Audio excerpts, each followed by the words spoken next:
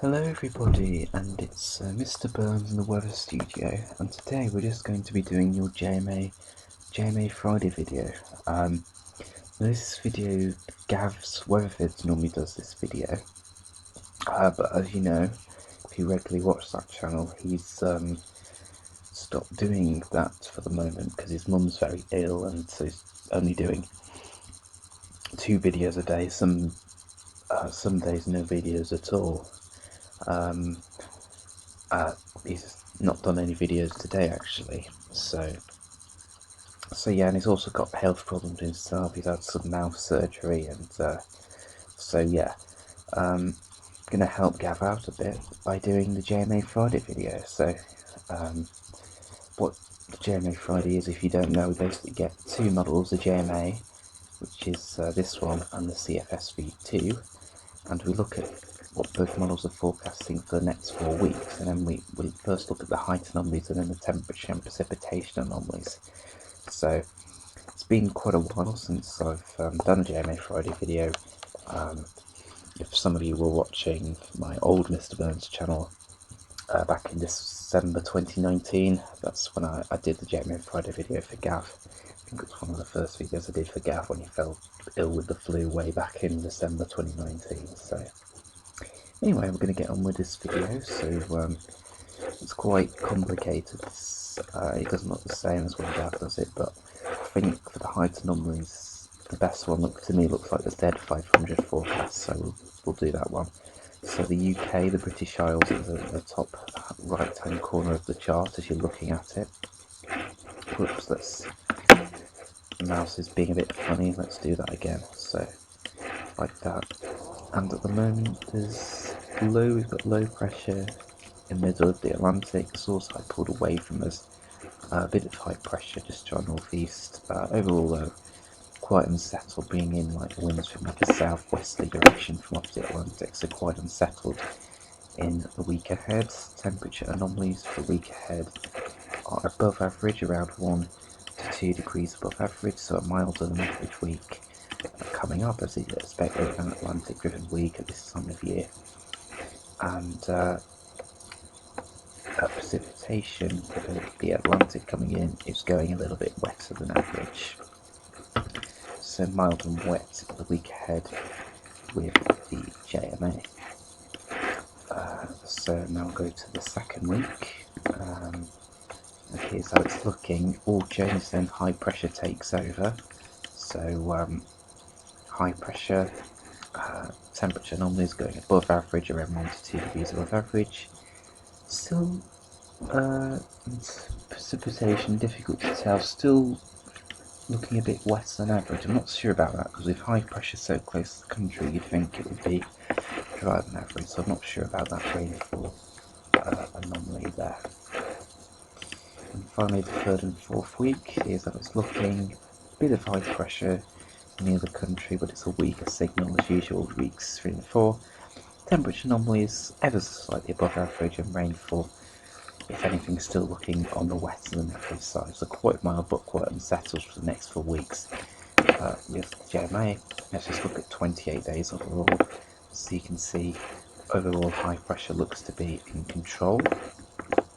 We look to be slightly milder than average, and as for rainfall, we look to be slightly wetter than average, which is quite surprising given that the height anomaly looks to be like we're dominated by high pressure most of the time, so I'm not sure how that works out, but anyway, that's what the model's going for. Now let's have a look at the CFS V2. So let's have a look at week 1. So this chart's CFS is much clearer of the chart. You can see the British Isles is right there. This takes us from the 11th of March to the 17th of March for week 1. Week 1 looking like this, with low pressure around Greenland and Iceland, and out to the west of the country, high pressure to the east. Winds up from a mild southerly direction, so it will be mild, but there will be spells of rain at times in the week ahead. Week 2 takes us from the 18th to the 24th of March. And this week has again low pressure to the west, maybe a bit further away from us, so not quite as unsettled. High pressure to the east. Again, winds up from a southerly to southeasterly direction, so that looks mild and spring-like. Could get very warm next week. Actually, temperatures into the mid to maybe even upper teens if we're lucky. So a taste of spring, definitely. Week 3 takes us from the 25th of March to the 31st of March. But this week has high pressure to the north and east, high pressure middle of the Atlantic, and winds coming in from like an easterly direction. So probably still mainly dry, but probably turning a bit cooler in that week as the wind turns more easterly as opposed to southerly. And finally, week 4 takes us from the 1st to the 7th of April. This week has low pressure to the north, high pressure to the south, where we go back to a typical westerly flow, so turning more unsettled for week 4, but still relatively mild. And finally, we'll have a look at the temperature and precipitation on this. So week 1 looks like this. Oh wait, this is precipitation. Let's go to temperature. So that's that one. So temperature on this week ahead going substantially milder than average, around like 2 degrees above average. So a very mild week coming up, despite the rain. At least it will be mild, as Gav often says. Week 2 taking us from week 18 to the 24th of March. That week goes close to average, still a little bit milder than average for the south of the country. Week 3 goes significantly milder than average for all areas, taking us from 25th to 31st of March. And week 4 finally taking us from the 1st to the 7th of April. Looks milder than average again, especially for southern areas.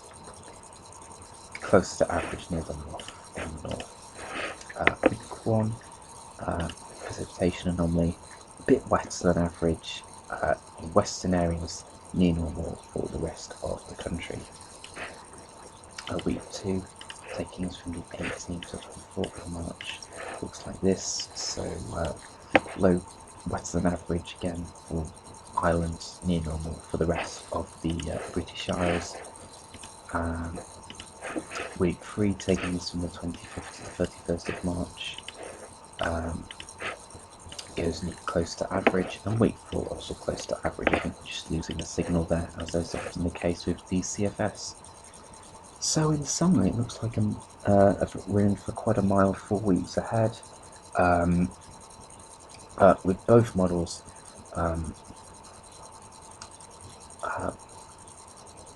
forecasting milder than average temperatures most of the time. The JMA though is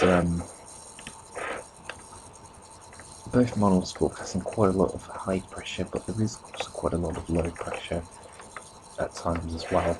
So quite mixed for the next 4 weeks, with a mixture of high pressure and low pressure. Overall, though, I think the high pressure is in control, and with winds generally coming up from a southerly, southwesterly or southeasterly direction most of the time, it will be mild, but there will be spells low pressure coming off the Atlantic at times, so it won't be continuously mild and dry for the next 4 weeks. There will be unsettled spells, but overall it doesn't look too bad for the next 4 weeks. Alright guys, and that's your CFS, your JMA Friday done. I'll try and do this again next week, unless Gav starts doing the JMA Friday again, then there'll be no point, because I'll just be copying what he said. But I think he's planning to go back to doing the full videos in April. He has done his winter verification forecast, so that's worth a watch. He did get his winter forecast spectacularly wrong. So yeah, give that a watch. He went for a very cold winter and he ended up having a very mild winter. So often happens with Gav. He tends to go to forecast the winter to be colder than it actually is, but it's just this method of forecasting. So yeah, oops. So yeah, will be yeah, and Gav, he is continuing his long-range updates, but not until autumn. He's not doing any spring or summer updates this year because of what's going on with himself and Mrs. P health-wise. So, best of luck to Gav's health, and yeah, but so I'll probably be doing some summer updates as well. Next video will probably be the seasonal model roundup, so I'll get a few long-range models together, see what the forecast is for the spring. We might also have a look at the sneak peek at summer as well, and then we'll hopefully release a spring forecast. So might look at some winter temperature and precipitation data first, and then release the spring forecast.